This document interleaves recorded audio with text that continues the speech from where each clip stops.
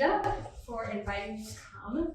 And I've never been to North County before, so I'm already pretty much in love with it. Driving up here from Iowa and then from Sturgeon Bay, we stayed there last night.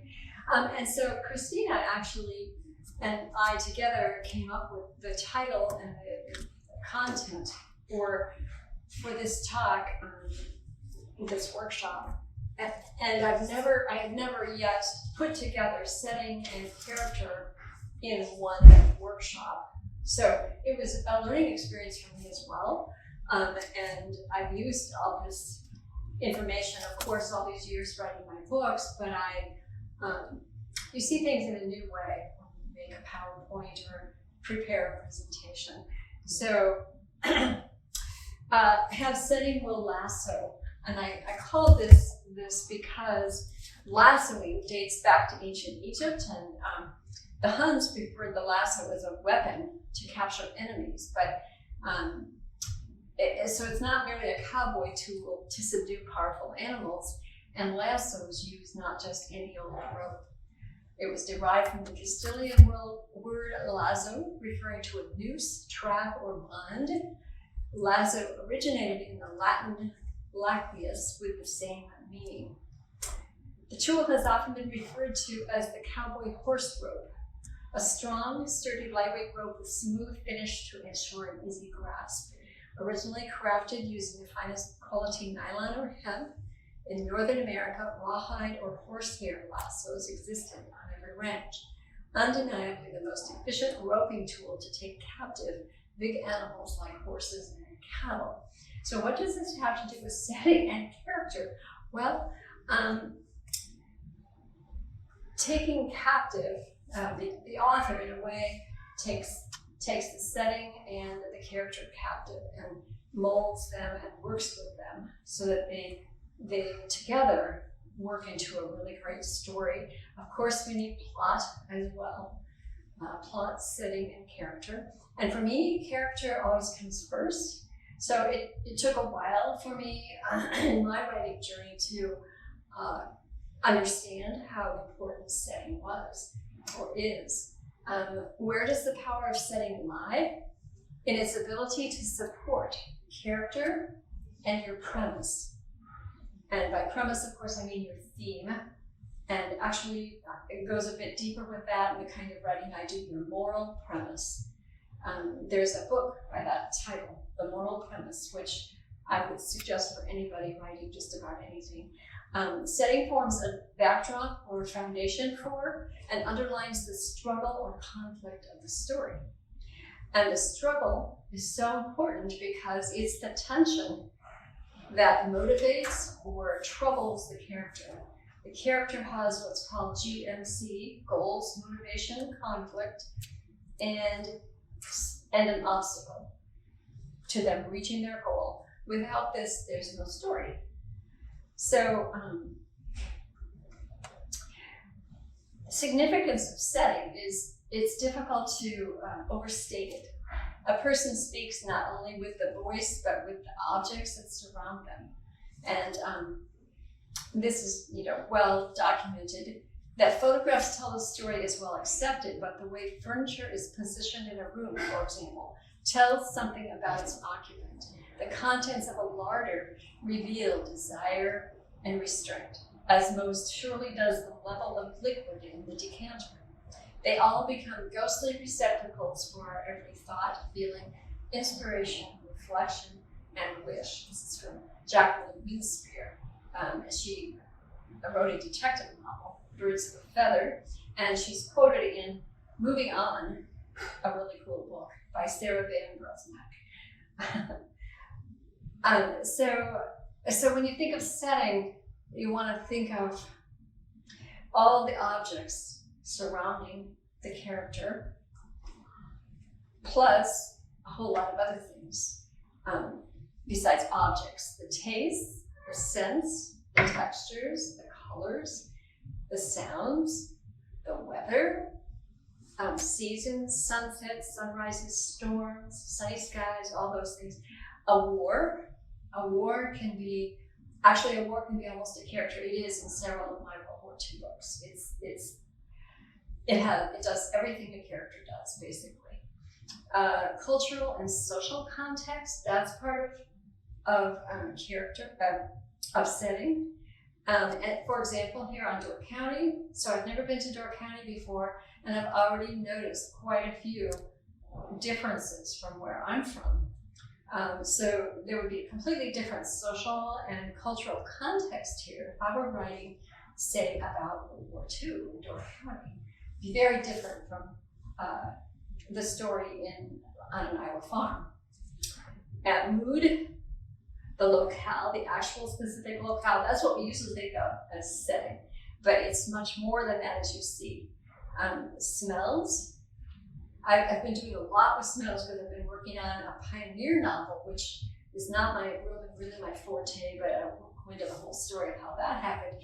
But just the smells as they go westward on the Oregon Trail, and the way sage became almost a person, because that intense scent of all these different kinds of sage that grow and prosper out there, and become not just little plants like we plant in our herb garden, but big plants that end up being blown by the wind and pulled out by their roots and traveling across the prairie, which is quite a metaphor, actually. So, and the season. The season is a very important part of setting. So this is from an author friend of mine out in Connecticut. She said, in my writing, I would strive to move the text. This is in the past, before. I would strive to move the text forward scene by scene with action. Because I was good at dialogue, I would mostly write dialogue and then flesh out the scene with some kind of action. I tried to fit in description of the environment afterwards, but it was just incidental and didn't carry any emotional connection to what was going on in the scene. Does that make sense? Okay. And now, so after having learned more about setting, she says, now I try to write the environmental description first, because it's guided by what I believe the characters are feeling. It's become a more connected part of the dialogue and action because it underscores the mood of the scene. Plus, it's kind of pretty. For me, lush description is fun to read and to write. So, I guess I could almost say, my writing journey parallels hers, in that now setting is much more important to me than it was when I first started. So we need to make the initial connection, and that is with a strong metaphor required to set the tone. And the classic, of course, for this is it was a dark and gloomy day, right?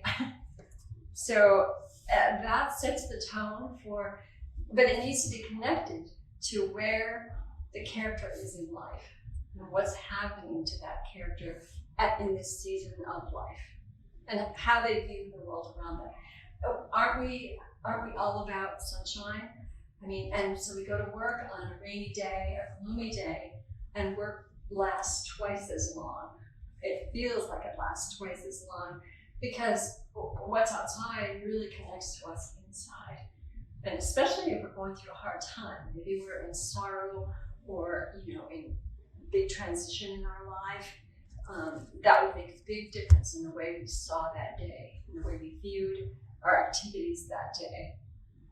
So the author needs to go into detail and think about the setting's effect on the character and the results in the character's emotions and attitude, and the philosophical overtones, gloom or brightness, just the general overall viewpoint of the character. So it's really important to ask questions as an author. So here are some. How is this particular sensory experience that my character is going through, how is it different from all others? And then we need to describe the tone, the mood of this in this scene. And then to realize that no one sense outshines all others. It depends on the scene you're creating.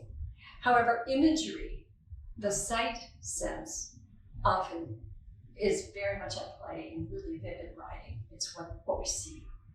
But I guess I've come to believe, and just from my own experience, that what we hear and the textures, what we feel, what my pioneer lady, girl, I should have to say, yeah, is feeling and sensing. All she's got is the campfire at night and her wagon in the daytime, and what Conestoga, and those textures, Mama's quilt, the medicine box, and the smells in that medicine box that Mama made, that Mama, concocted, of things she's using for liniments. And so I would really emphasize in that sentence, no one sense outshines all others. And so the approach, this is the story. This is from Land That I Love, one of my novels about the hill country in Texas, and one of the founders of many German towns there.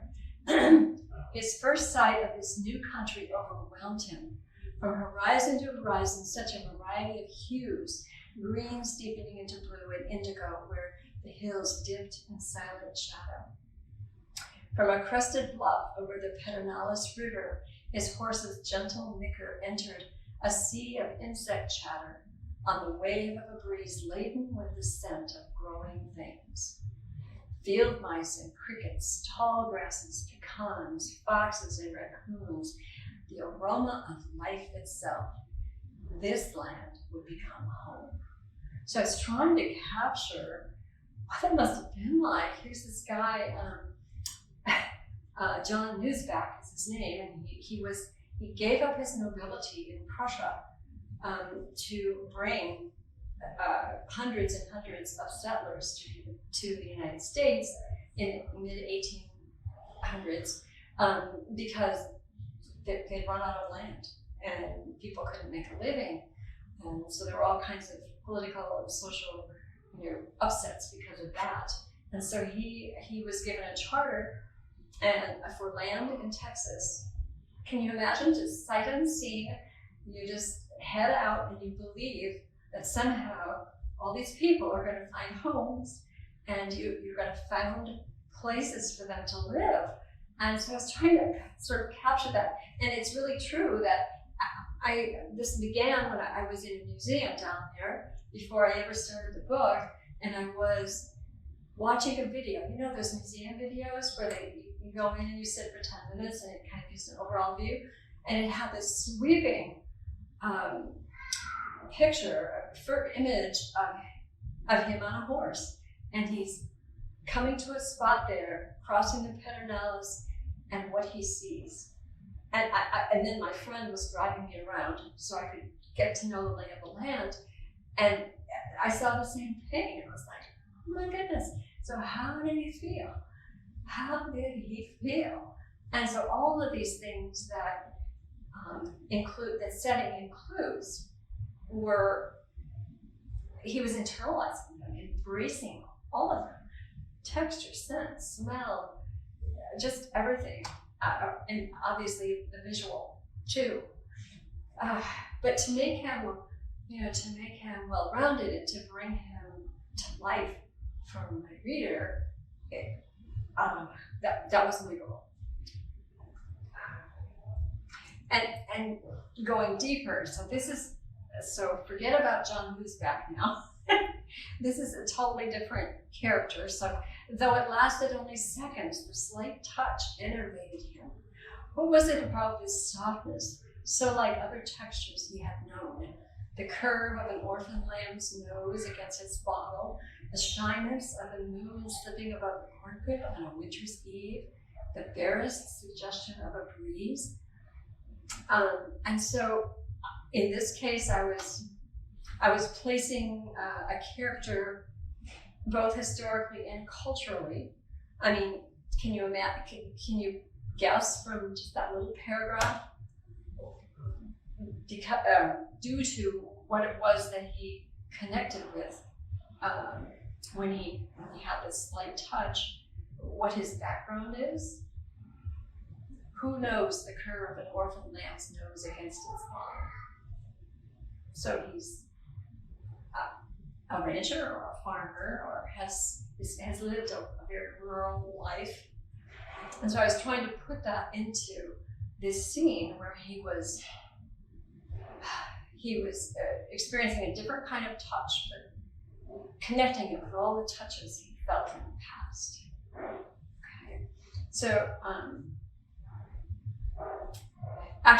so historically, is there anything there that connects him to history? Which era would that be? I think there's not much but the corn crib. Now, do you call it? Well, are there things like that here on this island? I haven't seen any in our little drive so far. Corn cribs. Yeah. Yeah. There are? Yeah. Okay. So in Iowa, there hardly are anymore, where there used to be millions. Corn cribs, that was where you stored your There's corn. not many. That's where you stored your ear corn, right? It has the openings between the slats so that the air can circulate, and it was a vital part of a farm. It might be an outdoor brewery now, but who knows? But exactly. And so the same where I'm from. So now there are still farmers, corn farmers, lots of them. In fact, that's the main thing now: grain farming, not animal husbandry. But corn cribs are gone, pretty much. They appear in photographs that somebody's taking of a dilapidated building, in black and white usually, and are wonderful. But when I was growing up, corn cribs were vital. Yeah. It was that was storage, and now of course it's you take it all to the elevator or you ship it and you have your own semi to ship it in. It's just a completely different world from when I was a kid. So placing scenes historically, culturally makes all the difference. The textures here depend greatly on the era. A pioneer man would know all of the above, but he would not know the hum of a motor or an airplane, the buzz of traffic, or the refrigerator sounds that are so common to us today. I always think about those when I lie down to take a nap in my living room, I can hear the stir going on behind it in the refrigerator. It's just interesting. Actually, it always makes me think of what was the movie with Mel Gibson, and they sit with the Signs. Signs. Thank you. They sit with the aluminum foil cap things on this. Yeah, that's what makes me actually think of is that movie. Oh, anyway. And here's a good question. Can we use too much sensory information? Is that possible? To put too much into our writing? And that may be a question that doesn't get answered here today, but think about it. So we drill down into each sense enough to create a lasting image. And that's what we are doing as authors. We are creating lasting images for our reader. Have any of you, do you have a lasting image in your head and heart from something you read recently or a long time ago? Is even better. Anybody want to share?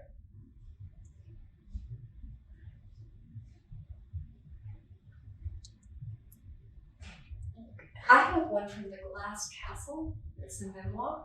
It's the last scene where this woman, the author, has become a very successful woman, and she's out and about, and I think it's in New York City. It's been a long time since I read that, but so she's, probably got a long dress on, and she's in heels, and she's walking out of some concert or something at night, and spangled. And she sees this couple over at this dumpster and realizes it's her parents, who have no reason really to be at a dumpster. That has stayed with me. That scene is just incredible, I've recently been working through the book, the Dictionary of Lost Words, and just the description of the scriptorium where they keep all the words for the dictionary that they're creating at this time in the era is I every time that they return to it in the book, I immediately have an image of what it looks like, and as this girl has grown up, just how it's changed from her perspective, from being able to fit under the tables to being able to sit at a desk and actually, be present there. And it sticks in my head so much that I almost could walk through it in my head. Wow. I have not read that book, but it's on my list. It's fantastic. Yeah, I've heard that. It's not mine. Dictionary of Lost Words. So here's another one from a classic. When you think of Scarlett O'Hara, what comes to your mind? Anything specific pop into your head just now? Just an image of her. Just the dark long curls and perhaps the dress she made from those draperies.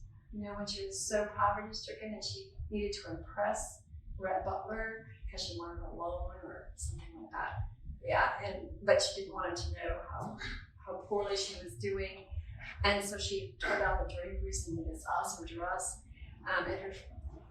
It didn't work. Do you remember why it didn't work? Because of her hands.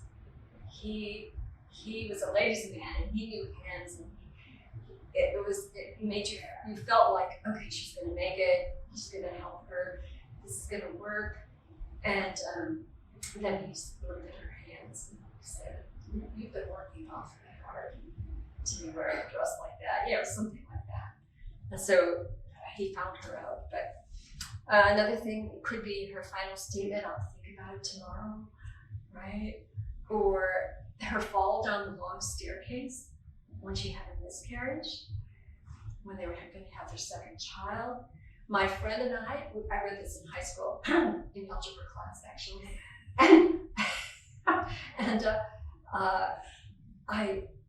my friend and I used to act out different endings. So there are different endings to different scenes, change scenes, and one of them was that one because it was so telling. If they'd been able to have another baby together, maybe they would have made it, as a couple, it would have been okay.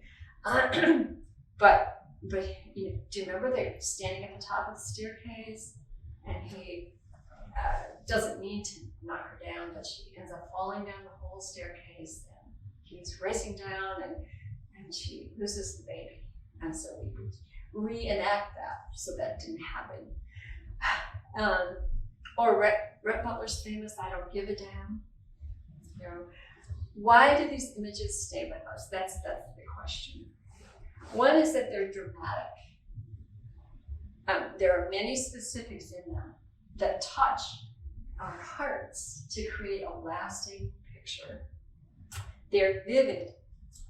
There's precise wording, definitive descriptions, and there's an incredible sensory impact. We see the scene in our minds. We see it happening. We fall down the stairs with her. It's just awful. And also, underneath all of this, they are connected with the moral premise, the basic foundational premise of the entire work. And so they stay in our hearts. So in order to tie setting to character, in order to emphasize how important this is, I want us to look at Les Miserables also.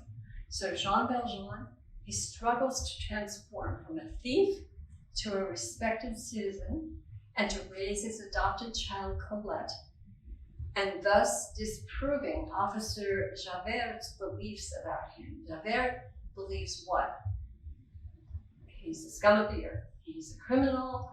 He was put in prison for what, originally? Stealing a loaf of bread because there was nothing to eat. And it wasn't just for him, So he was put in prison for that. So this whole story is set against the prelude to the French Revolution, which is an overarching motif, redemption for the common man. And now we're going into one common man's heart and seeing what redemption would mean for him personally. So the opening scene, prisoners at labor at the dock. Javert releases Valjean after 19 years hard labor for stealing a loaf of bread. And Valjean comes out from that and he seeks redemption.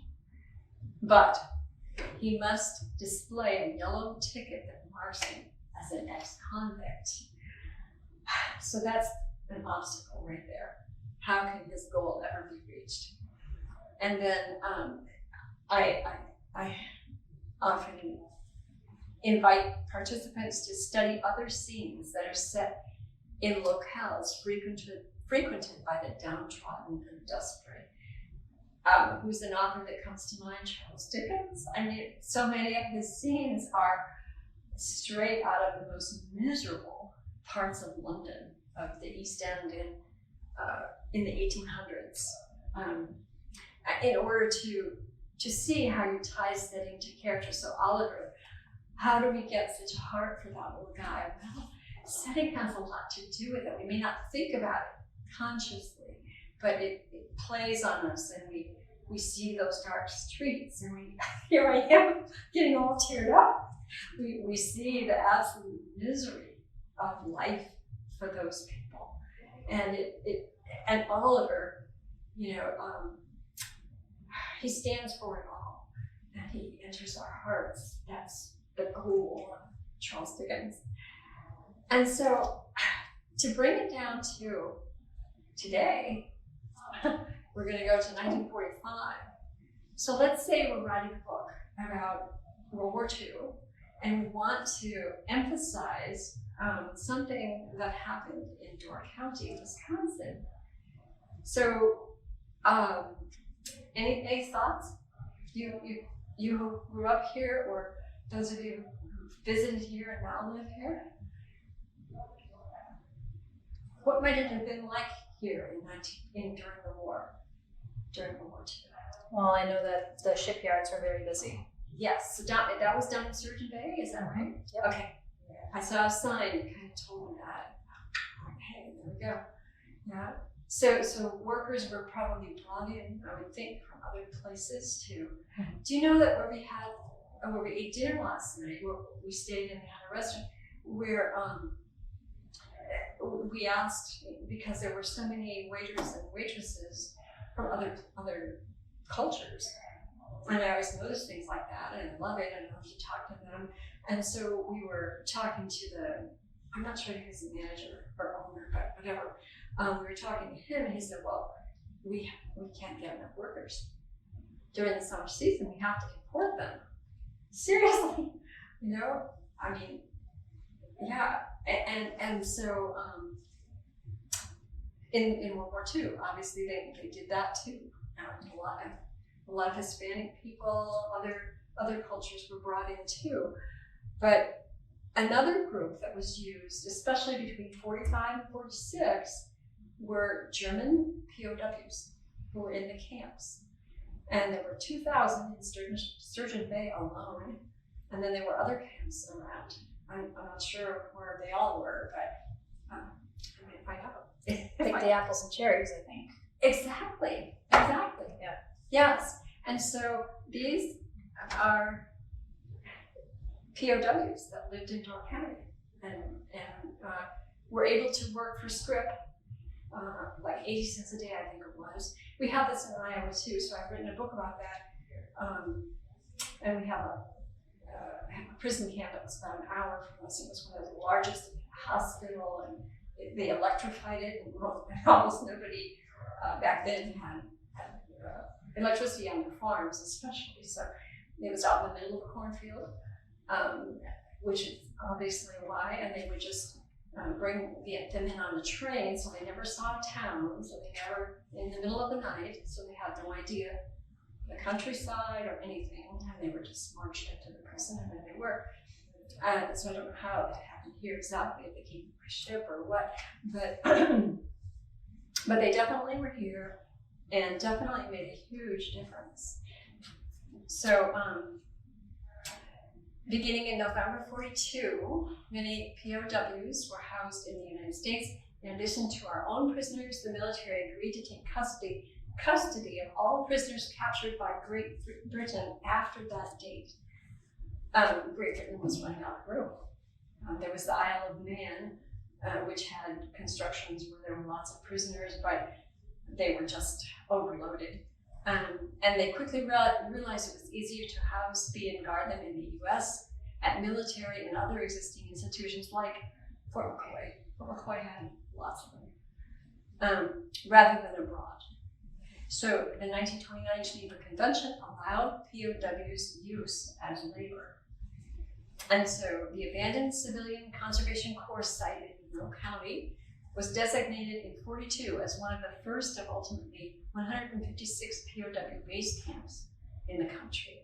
Eventually, POWs in this state were housed on 2 base camps and 38 branch camps, with the state having by 1945 20,000 of the more than 420,000 POWs in the United States. Most of Wisconsin's POWs, like those in other states, remained until June of 1946. So that's just a little bit of background. That if we were writing something about this county in World War II, we might come across in our research. This is a picture from the Sturgeon Bay POW camp. Oops, what did I do? Did I go back? Fish Creek and Ellison Bay, they were used in those places because there was a desperate work shortage, and it was all Still is. all in the orchards. Well, that seems very weird to me because it's such a cool place to live. But what do I know? You have to find housing. Housing is a huge issue. And it's beyond expensive. I'm sure. Yeah. So it was saving the cherry crop that year. All in all, German prisoners of war picked 508,020 pails of cherries, an average of roughly 20 pails per man per day in Door County during the summer of 45. And they earned $101,604 for the U.S. government, and by many accounts, saved the area's cherry crop that year. And I got that from the Door County Pulse. Is that still a newspaper? Oh, yeah. Well, there you go. So, I mean, that was just a cursory overview. Just Googling it, and there it was. Voila. Yeah. So I have a little assignment for you. I want you to write an opening paragraph using setting to help paint a picture of, and I give you several options. A character who realizes the truth too late. A mystery so entangled it seems impenetrable. An idyllic romance set in Door County, maybe during World War II. An Oregon Chisholm Trail pioneer story. A dysfunctional family befuddled by outdated coping mechanisms. A business person beset by difficulties. And those are just things that pop into my head. Something much more interesting might come to your mind. So this is what I'd like you to try to do, just in a brief time, just the opening paragraph, okay? And the definition of a paragraph, well, it has to be more than one sentence. So yeah, I'd like you to put your pen to paper and just see what you come up with.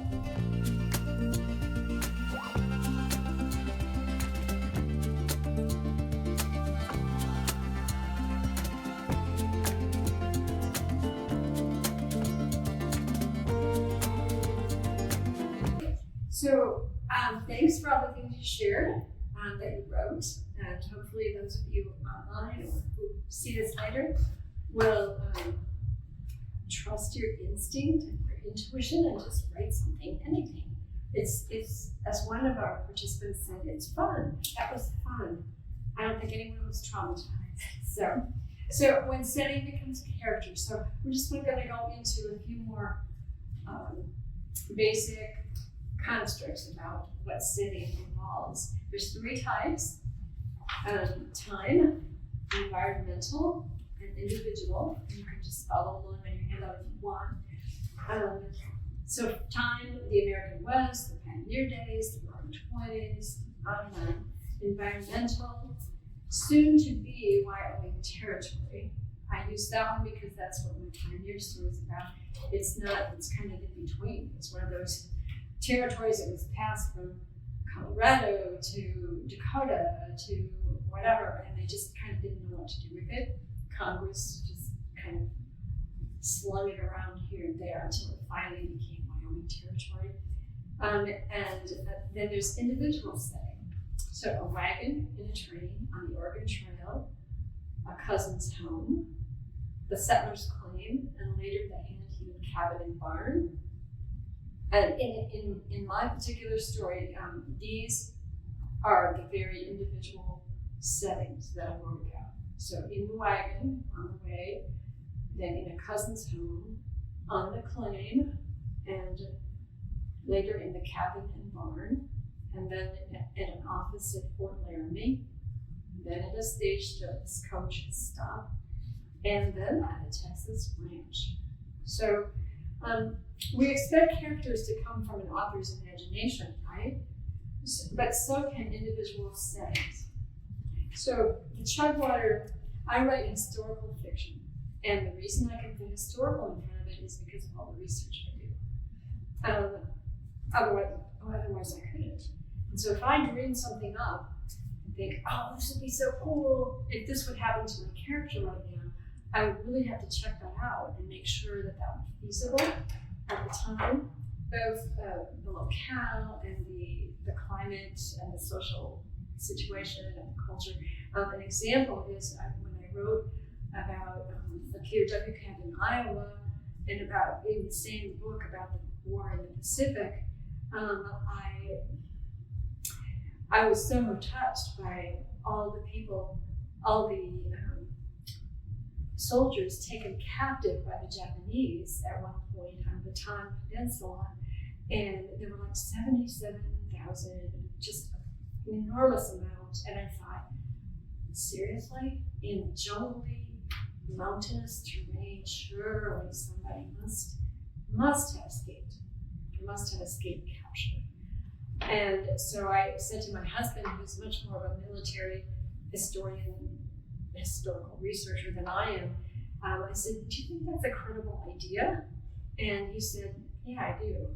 And he doesn't say that about my ideas too often. So I thought, I'm going to find the evidence for this if it kills me. And so in all the books I was reading at the time, I personally prefer, I know we're not talking about research, but I love to talk about research. But anyway, I prefer hands-on documents or at least books that have come from hands-on documents by historians, or of course, personal interviews, if there's anybody left from the era you're writing about, which is shrinking by the moment with the World War II people. But so anyway, I read and read, and finally one day I had this golden moment, and there it was, in this text, a very credible text that said, at one point there were some officers who took a few men with them and they escaped to the high country, and they made life miserable for the Japanese for the rest of the war. They joined in with the Philippine guerrillas and lived there with them the rest of the war and helped plan tactics, ways to make life difficult for the Japanese. And so then I was able to create some characters who escaped. But that's historical fiction. But that's an example for you of, the mountains exist and the jungles exist, that's for sure. But did somebody escape into them? Well, that's a bridge too far if you're going to call it historical fiction, unless you find proof. There was Chris dry snow under his feet, and more snow lying on the branches of the trees. Overhead there was pale blue sky, the sort of sky one sees on a fine winter day in the morning. Straight ahead of him he saw between the tree trunks the sun, just rising very red and clear. Everything was perfectly still, as if he were the only living creature in that country. There was not even a robin or a squirrel among the trees, and the woods stretched as far as he could see in every direction.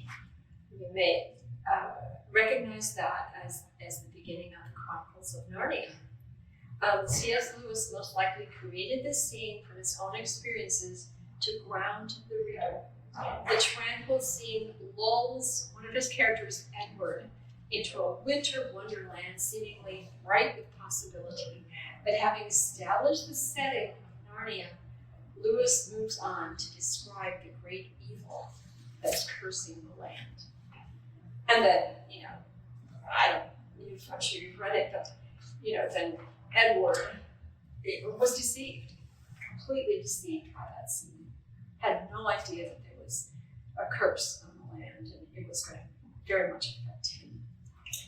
So, and then going on to the next page, Harper Lee uses setting as a metaphor. A miserably humid 1930s southern town parallels the South's oppressive treatment of Black citizens. The setting ushers the reader straight into the plot and moral premise. Macomb was an old town, but it was a tired old town when I first knew it. In rainy weather, the streets turned to red slop. Grass grew on the sidewalks. The courthouse sagged on the square. Somehow it was hotter then. A black dog suffered on a summer's day. Bony mules hitched to Hoover carts flicked flies in the sweltering shade of the live oaks on the square. Men's still collars wilted by 9. Stiff. Oh, you know what? That's a typo. That should be stiff. Men's stiff collars wilted by 9 in the morning. Ladies bathed before noon, after the 3 o'clock naps, and by nightfall were like soft tea cakes with frostings of sweat and sweet talcum. Oh, what a picture. What a picture she painted, right? Absolutely. Ladies like soft tea cakes. And so we know that story, and we know, what comes out of it, and the terrible struggle involved, and the oppression that is painted there, and that is actually going on there.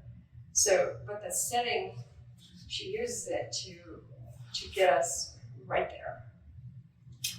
And that's choosing your setting. When and where does your scene take place? Contemporary can mean present day or 10 years ago, so you have to be really specific. What city or town, what area? If the setting's a real place, can you go there in person? That's best. But next best, you do lots of research and some hopefully from on-the-scene individuals. So I had no intention of flying to the hill country in Texas when I wrote Land That I Love. I really had no plan to fly down there, but I got connected through, goodness, I don't even know, you know how your networks, you don't even know how it happened once you look back, but this one I do because I've spoken about it often enough. So I called the Mason County Library for information, and they gave me to a man who has his own room in the library. Charles Eckert is his name, and he's, I don't know, in his 80s, I think. And he just goes there every afternoon and catalogs and does stuff with old, information that's there that needs to be worked on. And it's Charles's room. So I got connected with him, and he sent me by mail to photocopies from old textbooks that I could never have found in Iowa for sure. And so that got me even more in love with the country, and reading about John Luzaback, who I mentioned before, and about the German settlements that are all over the, pepper the hillsides there, and just incredibly valiant people, who went through one settlement buried, I think, 260 some people that died of plague. I think it was typhus. In the first year that they were there, it's just crazy stuff, awful stuff they went through. But their houses still stand today. Some are lived in, and their water tanks, amazing German water tanks that they built. They're in the semi-desert, and to keep their water cool, they had so much ingenuity. So in the process of Charles Eckert, I talked to him, and then I called some rancher or some orchard owner, I think it was, and he sent me to a guy a guide who takes people rafting down the river there in Mason County, and I talked with him on the phone several times. I think he got sick of me calling him, and then he said, who you need to talk to is John Byerly. So John Byerly is the rancher who now owns the town that I had already I decided after when Charles sent me this manila envelope with a whole bunch of copies on it. I thought, the more I read, the more I thought, okay, this place, this is where my immigrant from England is going to settle. It's called Loyal Valley. That did it for me, right there, because my premise was all about loyalty. A place called Loyal Valley, how can that be? But it was a real place, and it was just such a moment for me again. Okay, this is where he's going to live. It's going to be hard for him to get there, but he's going to find a way. And so I was talking to John Byerly, who now owns what used to be Loyal Valley, the town. It's on his land. And so I called him and said, oh, hello, Mr. Byerly, thank you for being willing to speak with me. I'm an author in Iowa, and I'm writing a story about, it's a World War II story, and it's going to be set in Loyal Valley, and yada yada. And he was so helpful. We had 45-minute phone conversations, and at the end of the last one, he said, ma'am, the thing is, if you really want to know what this is like, you gotta get yourself on an airplane, fly yourself down here. That's what you need to do. And I thought, okay, I will. So I did. I had a free ticket with something, and so I flew down there, and then here I am riding in his Jeep with him across this wonderful land, and seeing Loyal Valley, and things that I never expected, like the schoolhouse that was built by John Muzabak and some other settlers, and there was a pile right beside John Byerly's house is another house, kind of a bungalow type house, and then in the yard is a pile of stones, and at the very end he picks one up and says, would you like a stone from John Muzabak's actual house that's been torn down, Oh my gosh, it's too cool. I mean, here's this guy who came in the 1840s, and anyway. So what am I doing here? I've been telling you the effort that it might take, that you might have to go to get your setting in your heart, set in your heart, so you can use it to build up your character, to build your character into someone believable, I guess. But it was fun. Okay, so yeah, not complaining about all the effort it takes. So, can you go there in person? Hopefully you can. How does the setting factor into the characters' lives? How do where and when tie into their goals, motivation, and conflict? We call that GMC. Goals, motivation, and conflict. Every character has that. Does setting assist them in achieving their goals? Does it prevent them from accomplishing their goals? Does it cause problems for their loved ones? What does setting do in their lives? So if you consider what I said earlier, that setting, that war sometimes acts like a character. I mean, and it stands in the way of a character's goals, motivation, and conflict. I mean, it completely obliterates some of their dreams, right? Their beau gets killed in North Africa at Casualty Pass, or somewhere else. And so setting can really step in and goof things up for your character. storm or a tornado, all kind of accident, all kinds of things. So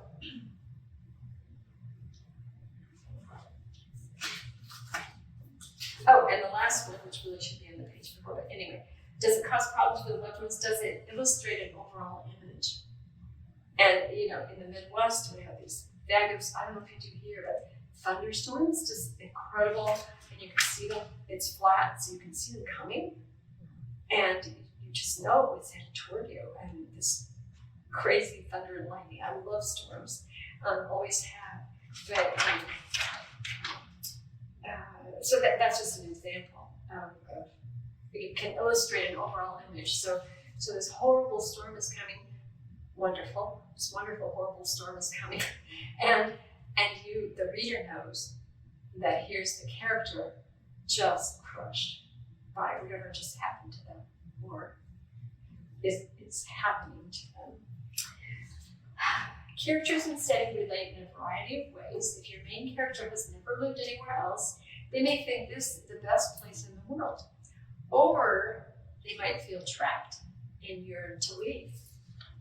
It just depends what their viewpoint is, how they feel. As you develop your character, acknowledging the vital nature of setting to their overall view of life builds depth. So no matter what kind of writing you're doing, whether it's fiction, historical fiction, memoir, flash fiction, what was that other one we were talking about, the book talks about?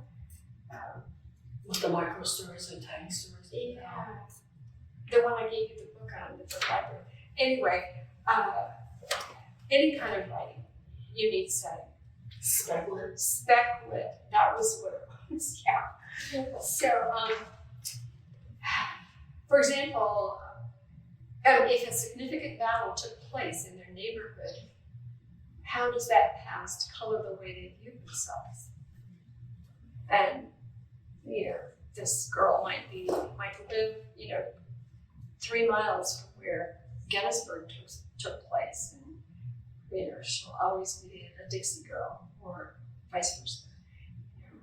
If the area's main industry is corn farming, the scratch of corn leaves in the field, the smell of milk coming into the corn, the humidity, heat required for maturity can provide a foundation for the setting. Other particular aspects, itchy mosquito-y picking excursions into cornfields, preserving the sweet corn, the taste, can help in creating an effect felt by character.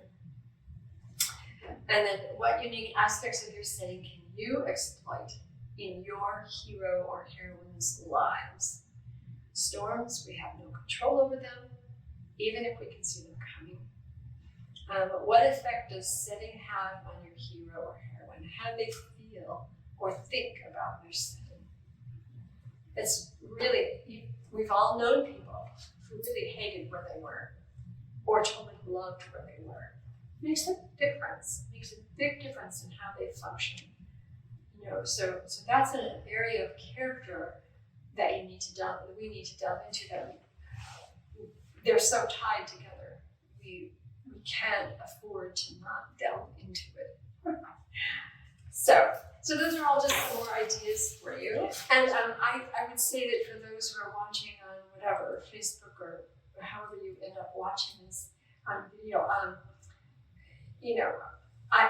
going to ask the person, the technician who's doing this, to include my email. You can always feel free to contact me, but you can also go to my website, www.gailkittleson.com. Original is that. And if you do the contact, the thing there, press that, click on that and write me a note, that it goes straight to my email. So you can always feel free to ask me questions and maybe teach me something more about setting and character. So thank you so much for your attention, and hopefully we'll meet again one of these days.